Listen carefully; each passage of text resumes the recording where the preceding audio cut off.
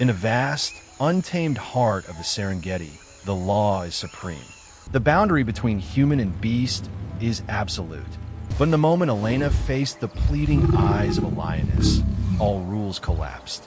This is the story of an impossible choice: to flee in fear, or to step forward and accept an extraordinary trust. Please hit subscribe and like this video. Now, let's see how Elena faced this life or death moment. Elena is a wildlife conservation expert who has spent over 10 years living in this Tanzanian land. Her small wooden cabin, hidden near the reserve's edge, is her safe fortress. She knows her duty well: to observe, not to intervene in the brutal laws of nature. The tension escalated not from a roar, but from the heavy silence when an adult lioness suddenly appeared. Elena recognized her instantly and named her Isis, for the imposing yet sorrowful look emanating from her eyes. Isis did not stalk, nor did she display aggression. She moved with heavy, slow steps straight toward the porch, and gently placed a small, weak lion cub named Keto, who was bleeding and fragile, onto the rough wooden step. Keto was gasping, a deep, blood-soaked laceration running across his shoulder. What shook Elena and made her unable to retreat was Isis's eyes. Those eyes were not narrowed with anger or ferocity, but wide with a primal, intense agony and a raw plea that transcended species. It was a powerful, unspoken form of communication. In that critical moment, all lessons about danger were forgotten. Elena was left with only one choice: to retreat in fear, or to step forward and embrace this unbelievable trust. The moment Keto was set down, Elena knew she had entered a mortal covenant. She moved slowly, carefully, as if walking on thin ice. Keto's wound was very deep, likely from a kick by a zebra or a wildebeest, or worse, an attack by a dominant male lion in an instinctual effort to eliminate a rival's cub. She explained this softly, but did not look directly at Isis. The first aid needed to be quick, yet caused no panic. Using her field medical kit, Elena began the stabilization procedure. She carefully cleaned the blood and thoroughly sterilized the wound, an essential step for Keto to survive the pathogen-filled Serengeti environment. She used sterile surgical thread to temporarily close the worst part of the gash, injected a strong, broad-spectrum antibiotic, and placed Keto near the small heater to maintain his body temperature. Every gentle, deliberate action was an unspoken message to the watching mother: I am trying to help. Isis was the most intense factor. The mother lion stood motionless at the threshold, her body rigid like a statue. She made no attempt to charge or growl, but her presence was a heavy weight pressing down on Elena's every action. This was the emotional cost. Elena had to fight her own survival instinct and fear, while accepting the terrible risk of introducing a dangerous predator into her personal space. In her heart, she wondered, where was this trust built? What made her override her instincts?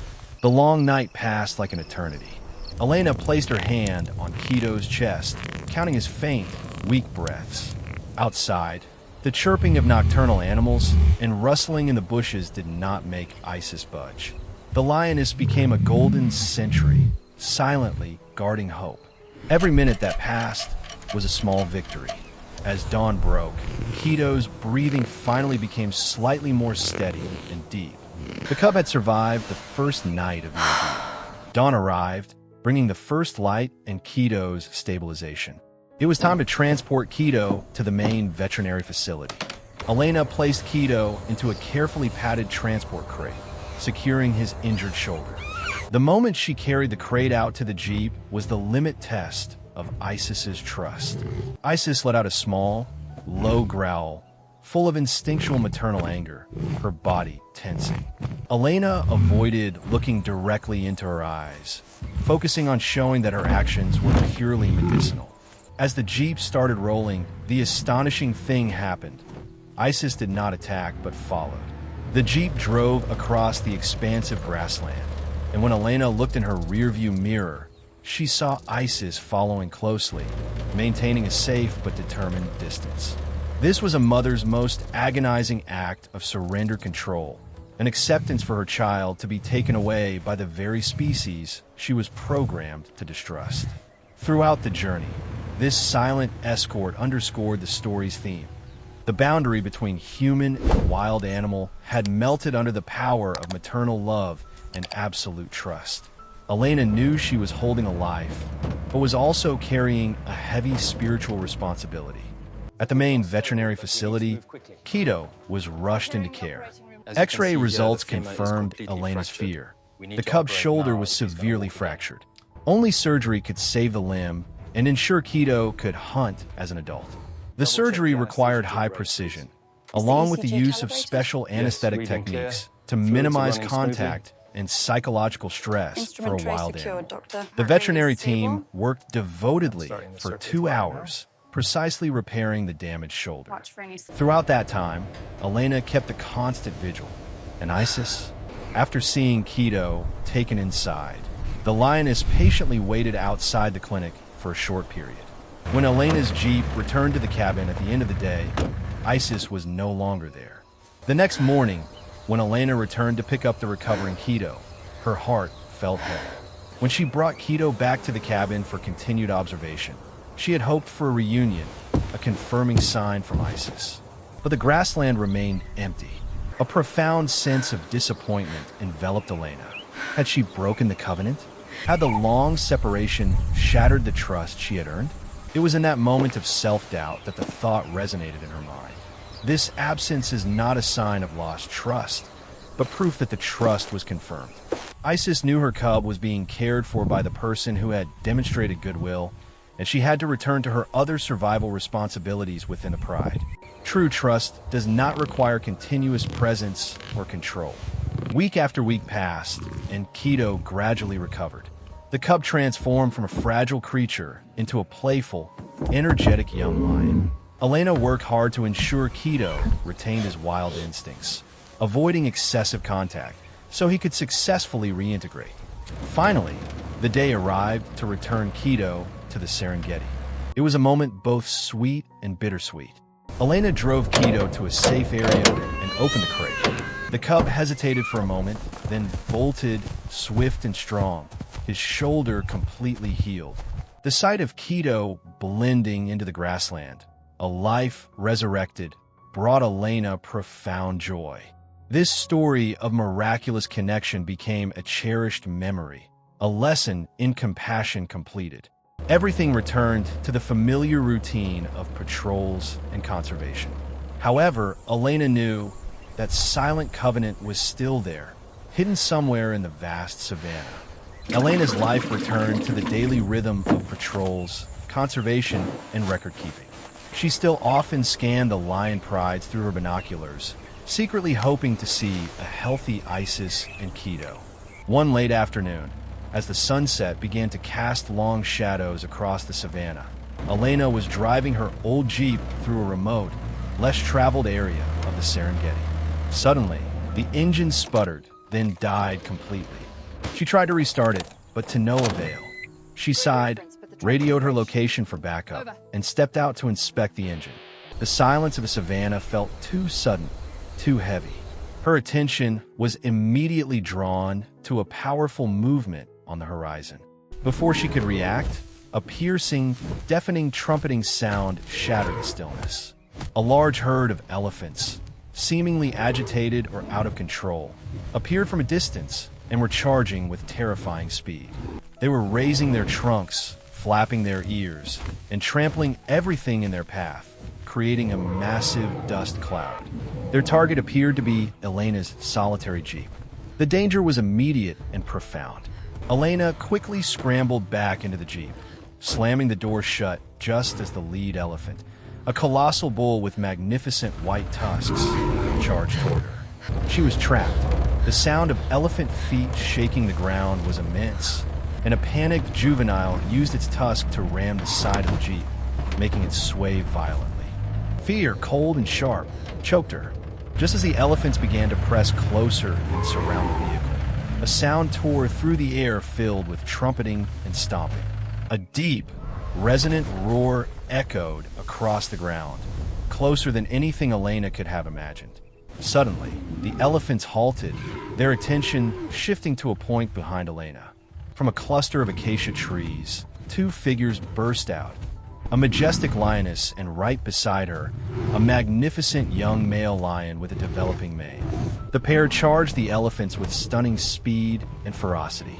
Although lions cannot kill elephants, their sudden appearance and threatening roars startled the herd. Elephants, despite their size, generally avoid conflict with lions when they have young or are not in a stable state, due to the risk of potentially fatal injury. Elena watched in a daze and astonishment. She recognized the lioness instantly. A small tear in her left ear, a mark she had seen while cleaning her cub's wound months before, confirmed it was Isis. And the strong young male lion beside her, the growing hero, was none other than Keto. Their bold and perfectly timed intervention was the most shocking moment of Elena's life. The one who had begged for help had now become the unexpected savior. The elephants became disorganized, gradually turned, and retreated from the area. But Isis and Keto remained. They did not approach the jeep. Instead, they settled down, maintaining a respectful distance, facing the direction the elephants had fled. For the next 10 minutes, they transformed into silent, majestic bodyguards. Isis occasionally glanced toward the jeep, a serene, calm acknowledgement. Keto stood tall, his presence an unbreakable barrier. This was a clear, unspoken message. You save mine, now we guard yours. This act of reciprocation transcended all scientific logic and conservation theory. It was pure, simple loyalty. The sound of the rescue vehicle's engine finally reached them, signaling the end of the danger. When the second jeep crested the low hill, Isis and Keto rose to their feet. They looked back at Elena one final time. In that brief, shared moment, the entire cycle of debt, trust, and rescue was completed. Then, without a sound, they turned and vanished into the depths of the acacia trees, melting into the vastness of the Serengeti. They sought no reward, only to fulfill a duty. Elena stepped out of her jeep, her legs shaking not from fear, but from the emotional impact of what she had witnessed. She explained the situation to her colleagues, who could only stare at the empty savannah, struggling to grasp the magnitude of the story. She knew this was no coincidence. It was a deliberate act of loyalty and reciprocation. Elena contemplated that moment. This story affirms the deepest lesson of nature. Compassion is a universal language. When she chose kindness over fear, she did not just save a life. She established an alliance that later saved her own. The profound intelligence and deep loyalty of Isis and Keto redefined her understanding of the relationship between humans and the natural world. They proved that the greatest lessons are often learned not through dominance, but through a willingness to serve and trust. The story of Isis and Elena is a gentle, beautiful answer to the world's conflicts, an echo of hope that trust can overcome all differences. This unbreakable covenant is not just for the Serengeti. It is a lesson for us all. We believe these stories hold the key to true connection. Ask yourself, where in your life can you extend trust and kindness, even when your instinct tells you to retreat? That simple, conscious choice is how we protect our own endangered species, our humanity. If this story has inspired you, show your support by hitting the like button and commenting below, sharing your personal experiences of human-animal connection. And to directly support the vital conservation work in the Serengeti where these miracles happen, please check the links we've left in the description.